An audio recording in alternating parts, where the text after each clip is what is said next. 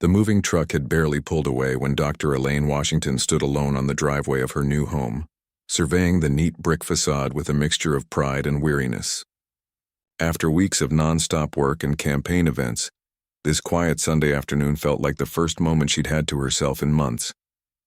The late September sun cast long shadows across the manicured lawns of Oak Ridge Heights, a neighborhood known for its tree-lined streets and homes that had stood for generations. Elaine wiped her brow and looked at the stack of boxes in her SUV. She had deliberately chosen to move in without fanfare, driving her personal car rather than the official vehicle that now came with her position. Today dressed in faded jeans, sneakers, and her old medical school sweatshirt, with her hair pulled back in a simple ponytail, she was just a woman moving into a new home, not the newly elected mayor of Oak Ridge. One box at a time, she murmured to herself, grabbing a box labeled kitchen and heading toward the front door. Across the street, curtains twitched in the window of the pale yellow colonial. 2 doors down, an older man paused while watering his immaculate roses, watching with undisguised curiosity as Elaine made trip after trip from her car to the house. No one approached to offer help or a welcome, though she'd noticed at least 5 neighbors peering from windows or slowing their walks to stare. Elaine had expected this. Oak Ridge Heights hadn't seen many new residents in recent years, and certainly few who looked like her. The neighborhood was known for its old money and older traditions, a place where families had lived for generations and newcomers were rare. That it was almost entirely white wasn't by accident. The neighborhood had a complicated history with redlining that wasn't so distant in the past. By her 6th trip to the car, Elaine noticed a small group had formed at the edge of the property next door. 3 women in tennis outfits stood with their heads bent together, occasionally glancing in her direction before returning to their hushed conversation. Elaine debated walking over to introduce herself, but decided against it. She'd been in the public eye for weeks during the campaign, and the subsequent whirlwind of her unexpected victory and inauguration. Today was for her, not for handshakes and the careful smile she'd perfected for constituents who hadn't voted for her. Need a hand with that? The voice startled her. Elaine turned to find a young man, maybe in his early 20s, standing on the sidewalk. He wore shorts and a faded university t-shirt, and unlike the others, his smile seemed genuine. That would be amazing, actually, Elaine said, returning the smile. I'm Elaine. Just moved in. I'm Tyler, the young man said, moving to take the heavy box of books from her arms. My grandparents live at the end of the block. I help them with yard work on weekends. Together, they unloaded the remaining boxes from her SUV, making quick work of what would have taken her another hour alone. Tyler chatted easily about the neighborhood, the best time to avoid traffic on Oak Street, which days the garbage was collected, how Mr. Peterson at the corner house got grumpy if kids cut across his lawn. Thanks so much for your help, Elaine said when they'd brought in the last box. She reached for her purse. Please let me, Tyler waved her off. No way. Just being neighborly. He hesitated, then added, fair warning though, this place can be a bit stuck in its ways. The welcome wagon isn't always rolling for everyone, if you know what I mean. Elaine nodded, appreciating his honesty. I figured as much. Change takes time. Yeah. Tyler glanced back toward the street where the tennis outfit trio was still watching. Well, if you need anything, my grandparents are the blue house with the bird feeders. They're good people.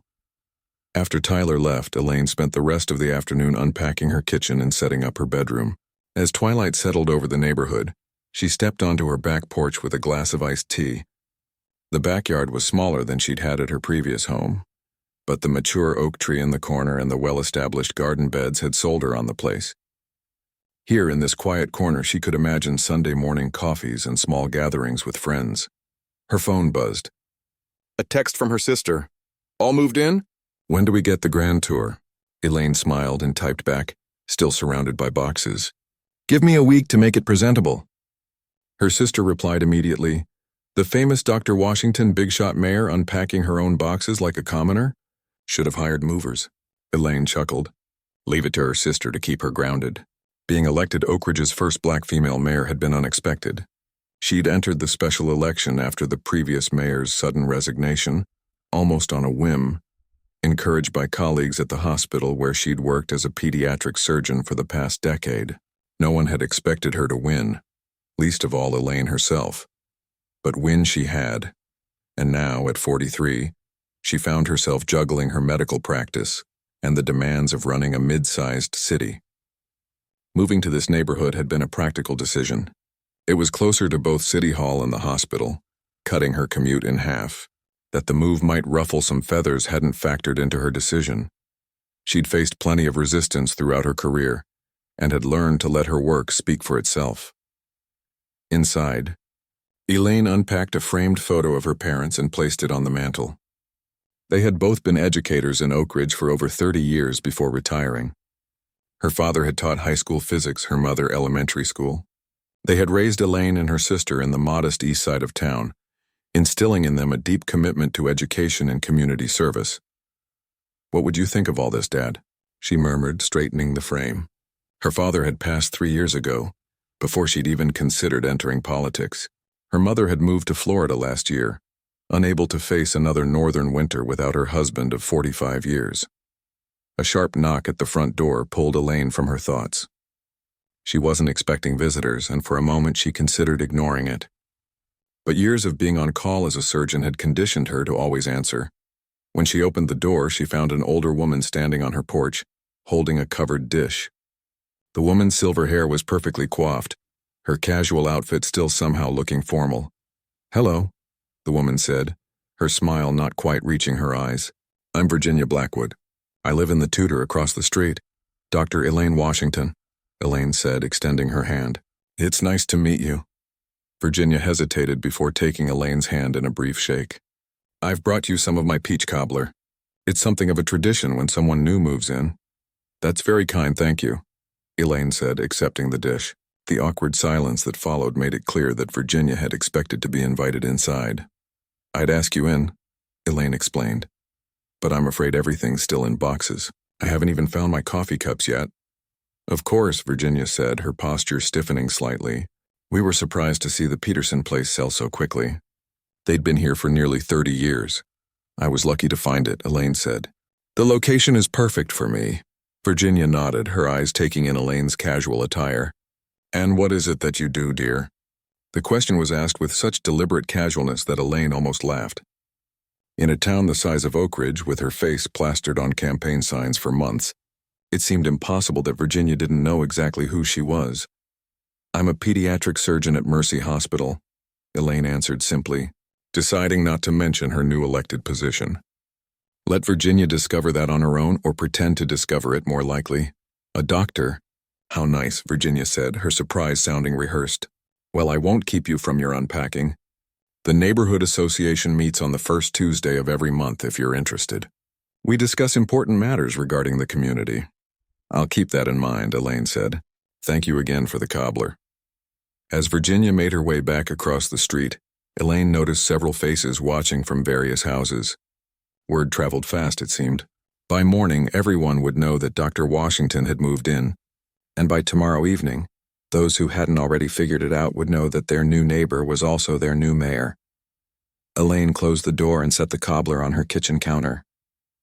The real welcome, or lack thereof, would come soon enough. But tonight, surrounded by boxes filled with memories and possibilities, she allowed herself to feel hopeful about this new chapter. After all, she hadn't become a surgeon or mayor by backing down from challenges.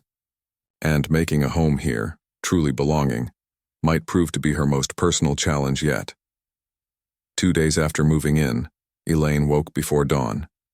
The habit, formed during her medical residency years ago, had stuck with her despite her changed circumstances. She cherished these quiet morning hours, especially now with her schedule packed with both hospital rounds and city business.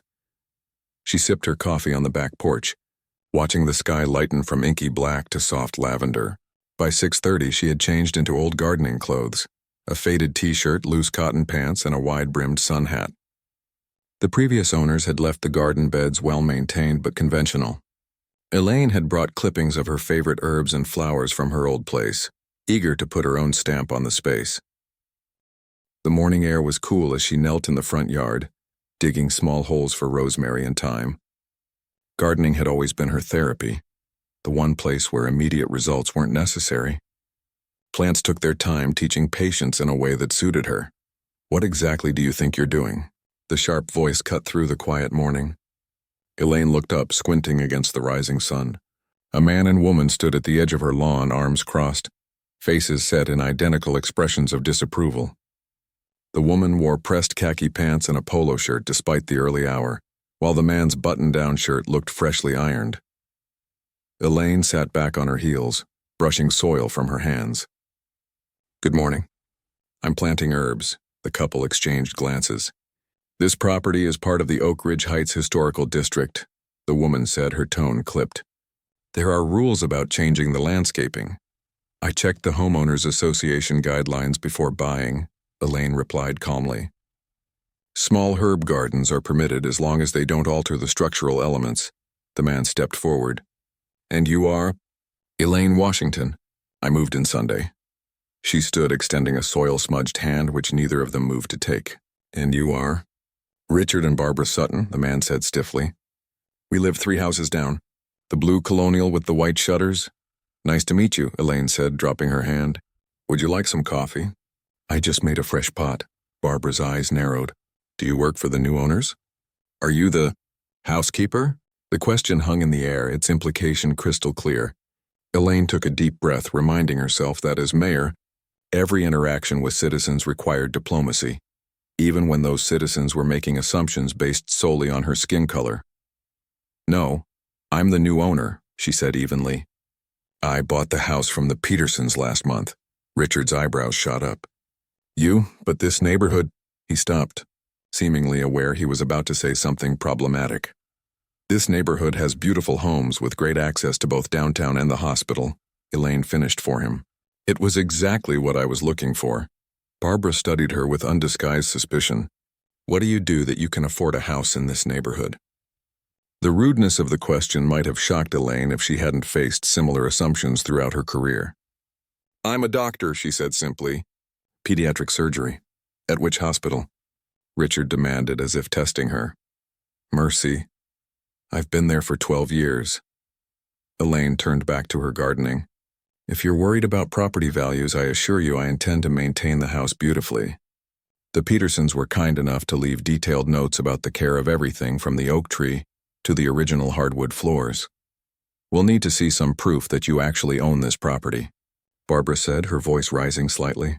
"Anyone could just show up and claim to be the new owner." Elaine paused, trowel in midair. "Have you asked any other new homeowners in the neighborhood for proof of ownership?" The couple's silence was answer enough. "I didn't think so." Elaine resumed digging. "I'm afraid I don't carry my deed with me while gardening, and I don't actually owe you any proof. If you have concerns, feel free to check county property records. They're public." Richard's face reddened. "Now see here, I think we're done," Elaine said firmly. "I have a lot to do today, and I'm sure you do too. Have a nice day." She turned her back to them, focusing intently on her herbs. After a moment of stunned silence, she heard them mutter to each other before retreating down the sidewalk. Elaine's hands trembled slightly as she patted soil around a tiny rosemary plant. She had expected some resistance moving into this neighborhood, but hadn't anticipated being confronted quite so blatantly on her second morning. "Don't let them get to you," she whispered to herself. Words her mother had taught her to repeat whenever faced with prejudice. Their problem, not yours. She worked steadily for another half hour, the physical labor helping to dissipate her anger. Just as she was standing to stretch her back, she noticed Tyler, the young man who had helped her unload boxes, walking a golden retriever past her house. "Morning, Dr. Washington," he called cheerfully. "Garden's looking good already." Elaine waved, grateful for the friendly face. "Thanks for your help the other day." "No problem. This is Buddy, by the way," he said, patting the dog's head. "Grandma says to invite you for dinner sometime when you're settled." "I'd like that," Elaine said sincerely. As Tyler continued on his way, Elaine gathered her gardening tools. She needed to shower and change before a 10 a.m. meeting at City Hall. Being mayor was still new enough that each day brought fresh challenges. And today's agenda included discussions about the city budget and a proposed renovation of the community center. She had just stepped inside when her phone rang, her assistant at City Hall reminding her about a last-minute addition to her schedule. By the time she hung up, showered, and dressed in a simple navy pantsuit, Elaine had pushed the unpleasant morning encounter to the back of her mind. It wasn't until she was backing Her car out of the driveway that she noticed Richard and Barbara Sutton standing on the sidewalk across the street watching her. Barbara had a phone pressed to her ear, and the way she pointed toward Elaine sent a chill down her spine. Elaine considered stopping to confront them but glanced at her watch. 9:40 already. She couldn't be late for her first budget meeting as mayor. Whatever the Suttons were up to would have to wait. The city council meeting ran long, as budget discussions often did. By the time Elaine returned home, it was nearly 3 p.m. and she was tired and hungry. She had just made herself a sandwich when the doorbell rang. Through the peephole, she saw 2 police officers standing on her porch, one older with graying hair at his temples, the other younger with a freshly pressed uniform. Elaine's stomach tightened, but she opened the door with the composed expression she'd perfected during tense hospital situations. "Good afternoon, officers. Can I help you?" The older officer nodded politely. "Afternoon, ma'am. I'm Officer Rodriguez and this is Officer Chen. We received a call about a possible trespasser or squatter at this address. Just doing a routine check." Elaine's grip tightened on the doorframe. "I see. And did the caller happen to describe this supposed trespasser?" Officer Chen shifted uncomfortably. They reported an unknown black woman on the property who couldn't provide proof of ownership when asked. "I see," Elaine said again, her voice leveled despite her rising anger. "And do you typically respond to calls where neighbors demand proof of ownership from other neighbors?" Officer Rodriguez cleared his throat. "Ma'am, we're just following up on the call. Can you confirm that you're the legal resident of this property?"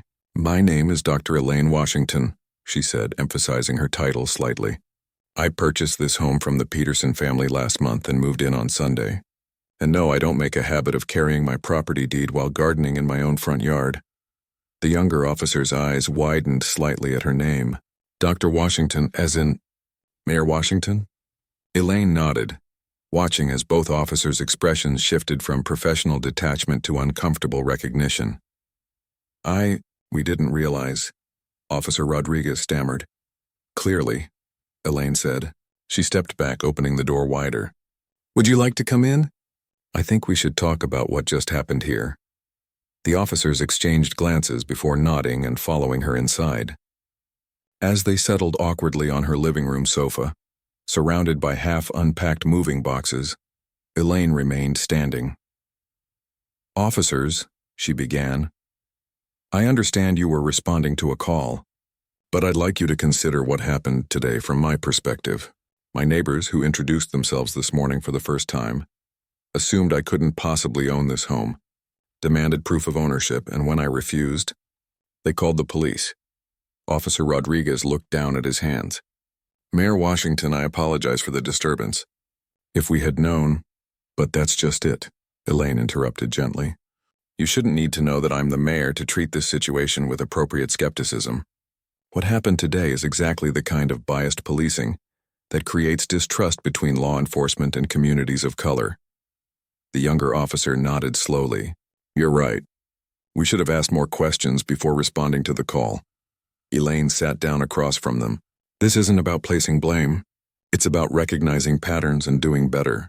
As mayor, improving community police relations is one of my priorities. Maybe what happened today can be a starting point for that conversation." As the officers left 30 minutes later, Elaine stood on her porch watching them walk to their patrol car. Across the street, curtains twitched at several windows. Word would spread quickly about who had really moved into the old Peterson place. The Suttons would be embarrassed, perhaps angry. But that was tomorrow's problem.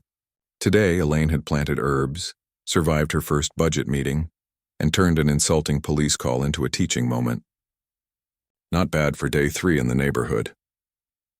By the following morning, Elaine could almost feel the shift in the neighborhood's atmosphere. As she collected her newspaper from the front step, she noticed several neighbors openly watching her from their yards and windows.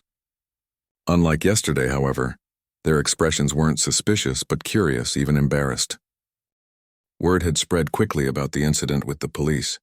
Tyler's grandmother had called that morning, her voice full of indignation, to both apologize for her neighbor's behavior and invite Elaine for dinner that weekend. Not everyone in Oak Ridge Heights is like the Suttons, she had insisted. Elaine appreciated the gesture but knew from experience that changing entrenched attitudes took more than one awkward incident. As she prepared for work, Choosing a tailored burgundy dress and simple gold earrings, she thought about how to handle the situation. Her instinct as a surgeon was to be direct, diagnose the problem, determine the treatment, move forward. But as mayor, she needed to consider the broader implications for community relations. Her phone buzzed with a text from her chief of staff. Police Chief Donnelly called. Wants to meet about neighborhood incident. Already on your calendar for 1 p.m. Elaine sighed. News traveled even faster than she'd expected. She texted back a quick acknowledgement, then gathered her things and headed out. The walk from her car to the hospital entrance took longer than usual.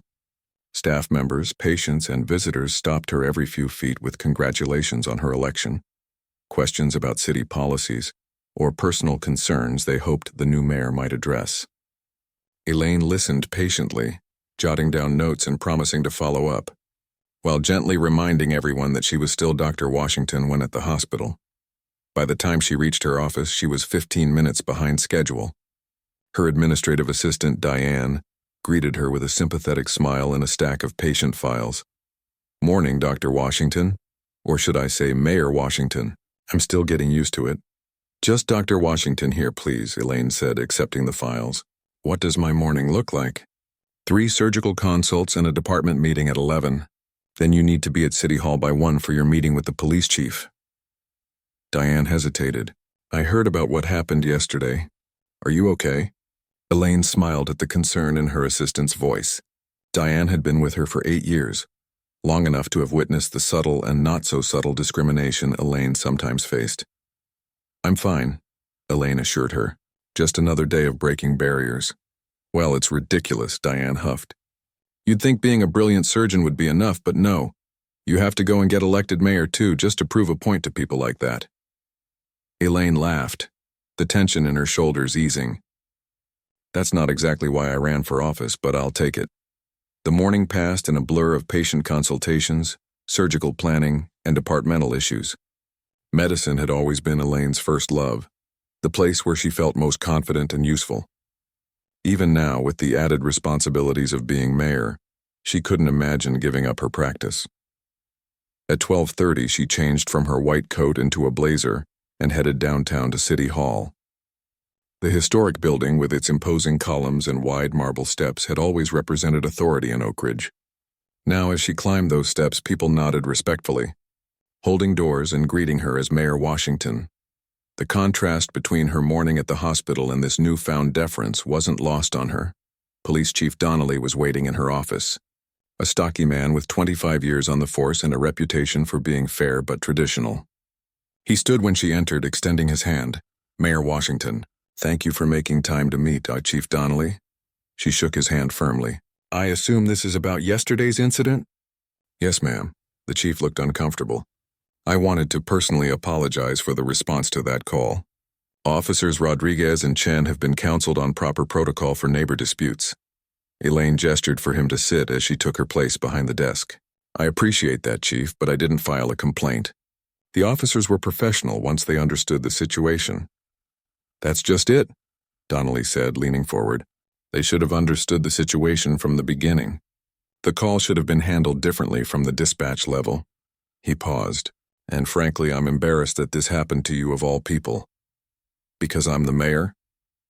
Elaine asked carefully. The chief shifted in his chair. Well, yes, but also because you're, Dr. Washington. Everyone knows you've lived in Oak Ridge your whole life. Your parents were respected teachers here. Elaine folded her hands on the desk.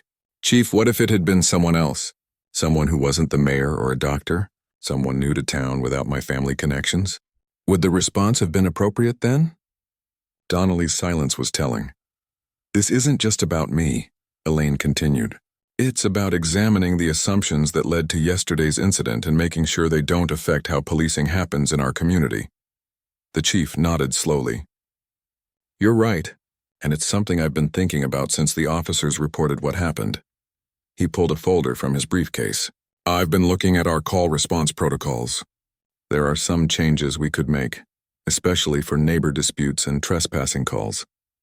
For the next half hour, they discussed practical changes to police procedures, from additional questions dispatchers could ask, to better training for officers on implicit bias, By the time Chief Donnelly left, they had outlined a preliminary plan to present to the city council. Elaine's next meeting was with the city manager, followed by a series of briefings on ongoing projects. It wasn't until nearly 5 o'clock that she had a moment to check her personal messages. 3 voicemails waited. One from her sister asking about the police incident, one from Virginia Blackwood awkwardly inviting her to the upcoming neighborhood association meeting, and one from Richard Sutton. Elaine hesitated before playing the last message, steeling herself for either an angry tirade or a defensive non-apology. What she heard instead surprised her. "Dr. Washington, this is Richard Sutton from down the street. Well, Barbara and I would like to speak with you. At your convenience, of course. It's about yesterday. My number is..." His voice sounded strained, uncomfortable, but not hostile. Elaine made a note of the number, deciding to wait until tomorrow to return the call. Whatever the Suttons wanted to say, she needed a clear head and rested spirit to hear it. It was nearly 7 by the time Elaine turned onto her street. The evening was warm for late September, with neighbors out walking dogs or chatting in front yards. As her car approached, conversations paused and heads turned. She raised a hand in greeting, determined to set the tone for her residents in the neighborhood. To her surprise, most people waved back. An older couple even smiled tentatively. Only the Suttons' house remained closed up tight, blinds drawn against the evening light. Elaine had just settled on her back porch with a much-needed glass of wine when the doorbell rang. With a sigh, she set her glass down and went to answer it. Tyler stood on her front step looking uncomfortable. "Sorry to bother you, Dr. Washington. Grandma sent me over with this." He held out a casserole dish. "It's her famous baked ziti. She said to tell you that the neighborhood association meeting is Tuesday, and she'll save you a seat if you want to come." "That's very kind of her," Elaine said, accepting the dish. "Please thank her for me." Tyler shifted from foot to foot. "Also, I thought you should know that the Suttons have been getting a lot of calls today. Pretty much everyone on the block has heard what happened." He lowered his voice. "Mrs. Blackwood went over there this morning and I could hear her yelling from the sidewalk. Something about embarrassing the whole neighborhood and making everyone look bad." Elaine raised an eyebrow. "Really?" "Yeah. And Mr. Peterson, he's the former owner of your house. He called the Suttons from Florida. Guess they've been friends for years and he was pretty upset when he heard what they did." "The neighborhood grapevine works efficiently, I see," Elaine observed. Tyler grinned. "Small towns, you know. Anyway, Grandma says if you come to dinner Saturday, she'll fill you in on all the neighborhood gossip. 7 o'clock. After Tyler left, Elaine returned to her porch, bringing the casserole inside to keep warm. The sunset painted the sky in streaks of pink and gold, a beautiful end to a complicated day. Her phone buzzed with an incoming call. The hospital. One of her patients, a 10-year-old boy recovering from appendix surgery, had developed a fever. Elaine listened to the nurse's report, gave instructions, and promised to stop by the hospital later to check on him. As she gathered her medical bag, Elaine glanced at the casserole, the pile of paperwork from City Hall, and her half-finished glass of wine. The balancing act of her 2 roles, healer and leader, was going to be even more challenging than she'd anticipated. But then again, she'd never backed down from a challenge before. Not in medical school when a professor suggested pediatric surgery was too demanding for a woman. Not during her residency when patients sometimes questioned her abilities based on her race. And not when colleagues laughed at the idea of her running for mayor. The neighborhood situation was just one more barrier to break through. And if the tentative waves in Tyler's report about the Suttons getting neighborhood pushback were any indication, perhaps that barrier was already beginning to crack. Tuesday evening arrived more quickly than Elaine had expected. Between hospital rounds, emergency surgeries, and city business, she'd barely had time to consider the neighborhood association meeting. She had returned Richard Sutton's call the day after his message, but only reached his voicemail. The ball was in their court now as Elaine changed, from her work clothes into something more casual, dark jeans and a soft blue sweater. She debated whether attending the meeting was worth her limited free time. The rational part of her argued that she had nothing to prove to these people. The part of her raised on her mother's wisdom whispered that showing up was itself an act of courage and change. Her doorbell rang at 6:45. Tyler's grandmother, Dorothy, stood on the porch, her silver hair neatly styled and a warm smile on her face. I thought you might like to walk over together, she said. First meetings can be intimidating, even for the mayor. Elaine appreciated the thoughtfulness. Thank you, Dorothy. I'd like that. As they walked the 4 blocks to the community center where the meeting would be held, Dorothy filled her in on the neighborhood dynamics. Virginia Blackwood has been association president for 15 years. She likes things done her way. Richard Sutton is treasurer, and his wife Barbara heads the beautification committee. Ah, Elaine said. So they're neighborhood power players, Dorothy chuckled. They like to think so. But after what happened with you, their influence might be slipping. The younger families especially were horrified. The community center came into view, a brick building with lights glowing from its windows. Cars lined the street and people walked in small groups toward the entrance. Bigger turnout than usual, Dorothy observed. Word got around that you might be coming. Inside, the meeting room was arranged with rows of chairs facing a small table where 4 people sat with papers spread before them. Virginia Blackwood sat in the center, with Richard and Barbara Sutton to her right. To her left was a man Dorothy introduced as Frank Chen, the association secretary. The room fell silent as Elaine entered with Dorothy. All eyes turned to her, conversations pausing mid-sentence. The Suttons stared at their papers, clearly uncomfortable. Virginia recovered first, standing with a tight smile. Mayor Washington! What a pleasant surprise. We're honored to have you join us tonight. Thank you for having me, Elaine replied smoothly. As a new resident, I thought it would be good to get involved in the neighborhood. Dorothy led her to seats in the second row, where they sat next to a younger couple who introduced themselves as the Patels. We moved in last year, Mrs. Patel whispered. First Indian family in the neighborhood. It was an adjustment for everyone. Elaine nodded in understanding as Virginia called the meeting to order. The agenda was surprisingly mundane. Approving previous minutes, discussing the budget for holiday decorations, planning the annual block party. Virginia ran the meeting efficiently, if a bit stiffly, occasionally glancing at Elaine as if expecting her to object to something. When they reached new business, Virginia cleared her throat. Before we open the floor, there's something the leadership team would like to address. She looked uncomfortably at the Suttons. Richard? Richard Sutton stood slowly, his face flushed. He looked everywhere but at Elaine. As some of you may have heard, there was an incident last week involving our new neighbor, Dr. Washington. He paused, swallowing hard. Barbara and I made assumptions that were unfair and, frankly, embarrassing to this community. We've already privately reached out to Dr. Washington, but we wanted to publicly acknowledge our mistake. A murmur ran through the room. Barbara Sutton stood beside her husband, her eyes downcast. We've lived in this neighborhood for 30 years, she said, her voice thin. We've prided ourselves on maintaining its character and, well, that's no excuse for how we behaved. She finally looked directly at Elaine. We're truly sorry, Dr. Washington. Mayor Washington. We hope you can forgive our terrible first impression. The room fell silent, all eyes now on Elaine. She could feel the weight of the moment, understanding that her response would set the tone not just for her relationship with the Suttons, but for how she would be perceived by the entire neighborhood. She stood, smoothing her sweater. Thank you for your apology. Moving to a new place is always an adjustment for everyone. I'm looking forward to being part of this community and getting to know all of you better. She smiled. And please, when we're neighbors, it's just Elaine. The tension in the room visibly eased. Virginia quickly moved on to other business, but the atmosphere had shifted. As residents brought up concerns about street parking and the need for better playground equipment at the nearby park, several people directly asked for the mayor's input, drawing her naturally into the conversation. By the meeting's end, Elaine had volunteered to host a station at the upcoming block party and joined the committee to improve the neighborhood playground. As people began to leave, many stopped to introduce themselves or chat briefly. Virginia approached last after most people had gone. Mayor Washington, Elaine, I want to add my own apology to the Suttons. I didn't exactly roll out the welcome wagon when you moved in. The peach cobbler was delicious, Elaine offered. Virginia had the grace to look embarrassed.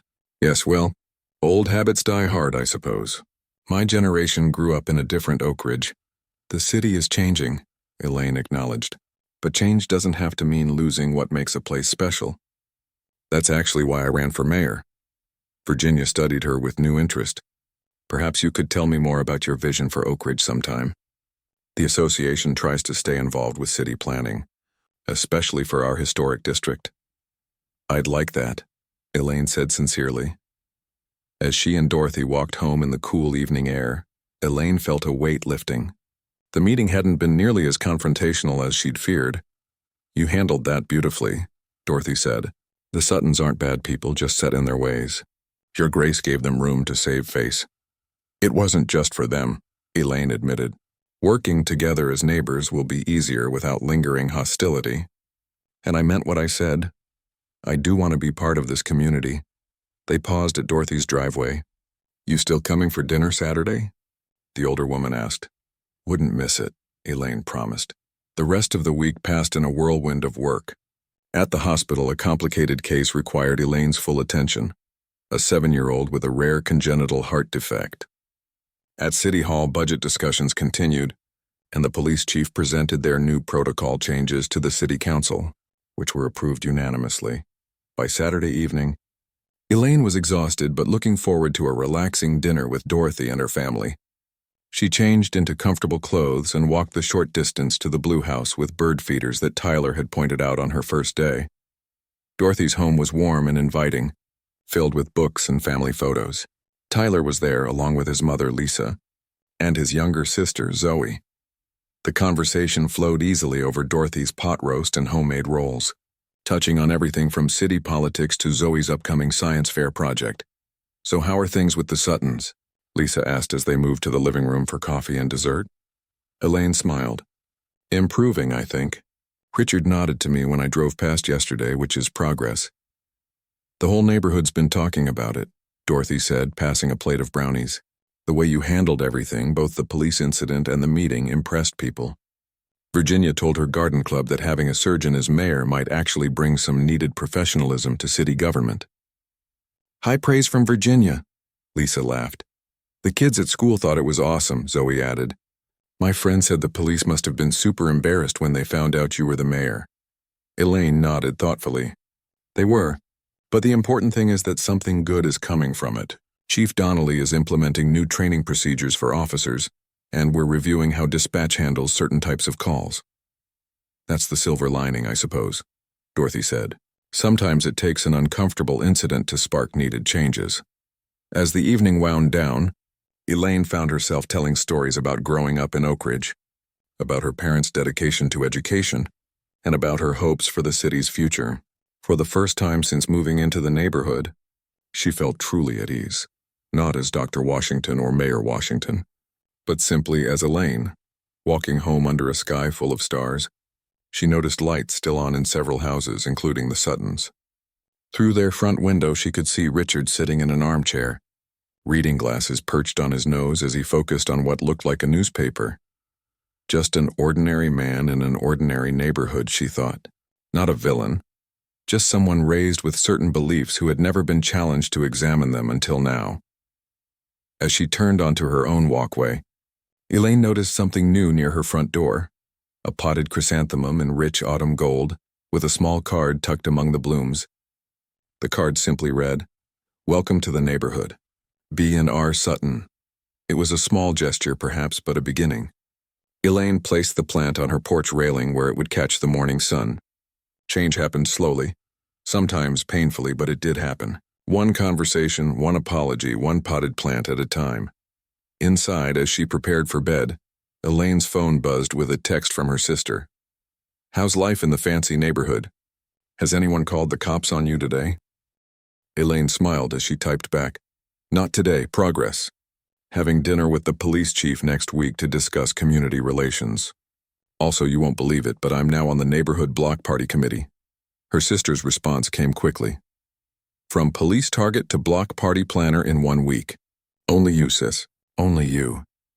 6 months had passed since the police incident, and spring had transformed Oak Ridge Heights. Cherry blossoms lined the streets and gardens burst with color. Elaine's herb garden had flourished, expanding to include lavender and mint with none of the neighborhood complaints she'd initially feared. Life had settled into a rhythm. Mornings at the hospital, afternoons at City Hall, evenings catching up on paperwork from both jobs. It was exhausting but fulfilling. The city budget had passed with funding for the community center renovation, and one of Elaine's young heart patients had made a full recovery against difficult odds. The neighborhood, too, had changed in subtle ways. Casual waves had become friendly conversations. Virginia Blackwood now regularly invited Elaine to her garden club meetings. Even the Suttons had warmed considerably, with Barbara occasionally dropping by with gardening tips or to borrow a cup of sugar in what Elaine recognized as deliberate efforts to normalize their relationship. Today was special, though. Elaine's first neighborhood block party as both resident and mayor.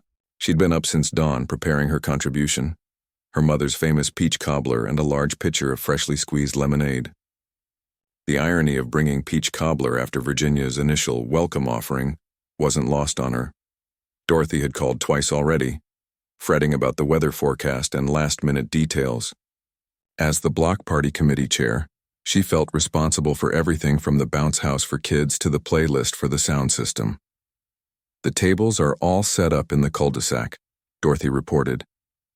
Richard and his team did a great job with the street barricades. We should be ready to start at noon. I'll be there, Elaine promised. Need me to bring anything else? Just yourself. Oh, and the police chief is coming too.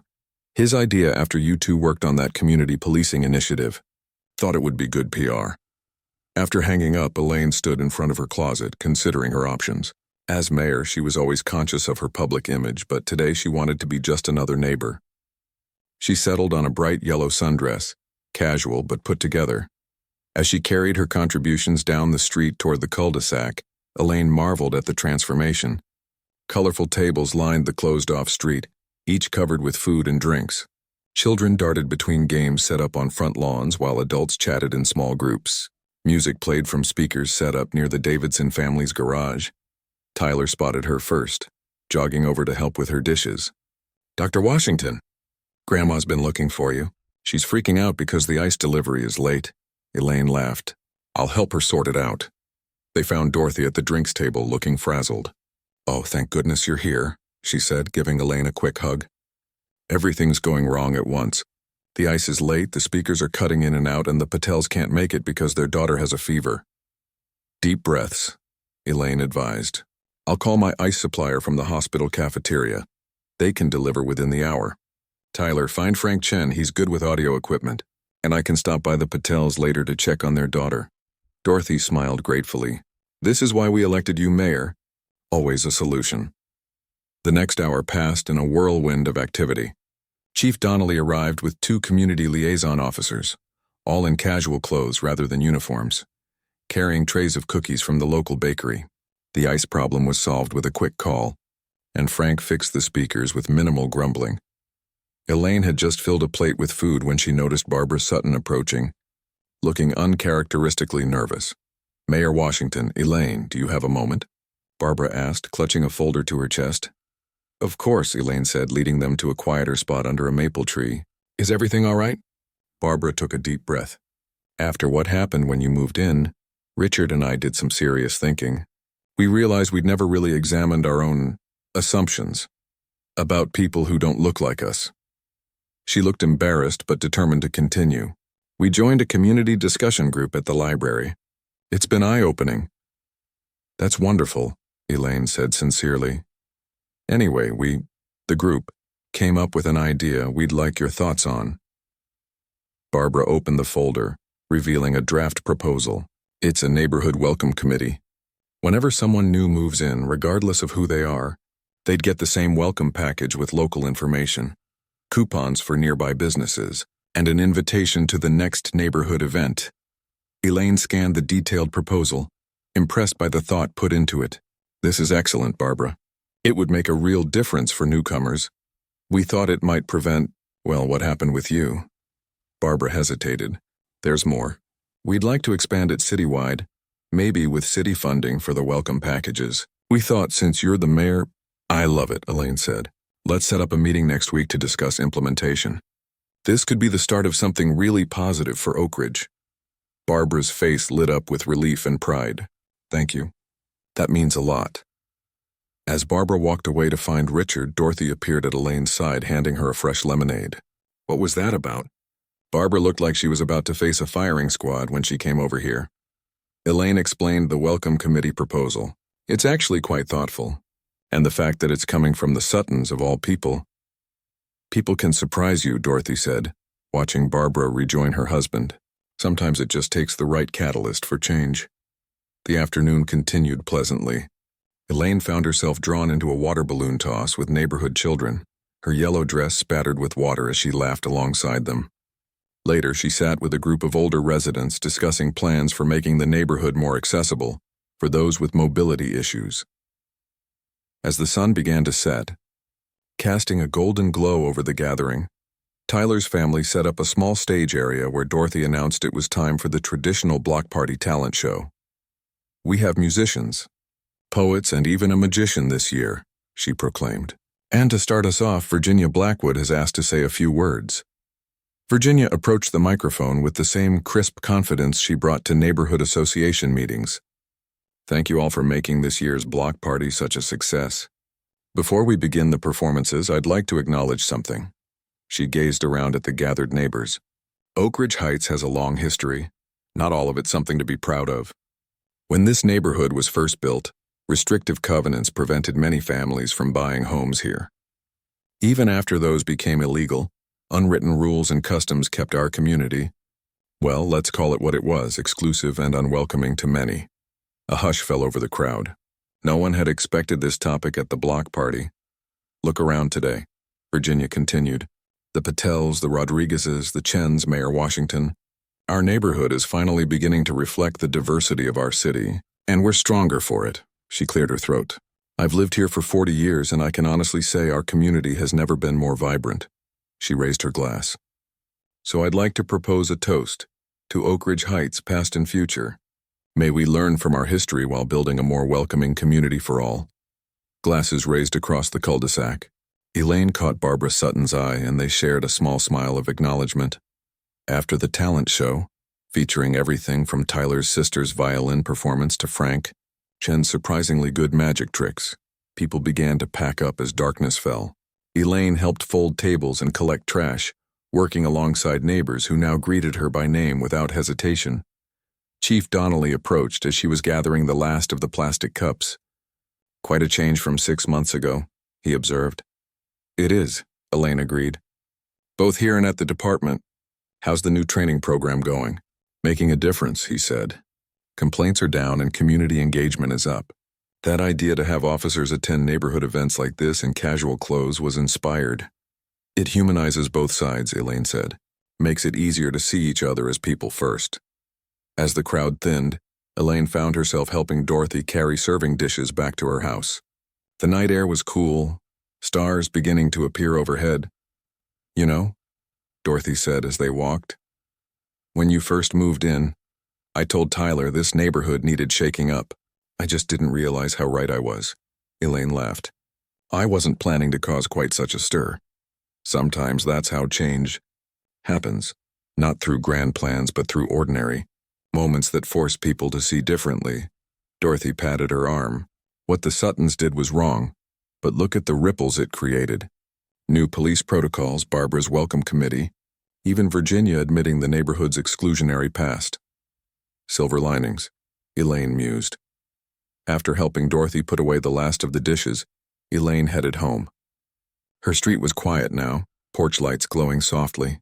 She paused at her own front walk, taking in the house that had become truly hers over these months. The herb garden now lush and fragrant. The porch swing she'd added for evening reading. The American flag next to the Oak Ridge City flag, Mayor Washington and Dr. Washington. Both parts of her identity now seamlessly integrated. The Suttons' house was dark except for a reading lamp visible through the front window. 6 months ago, that window had framed Barbara on the phone, reporting a suspicious person in the neighborhood. Tonight, it simply showed a home like any other on the street.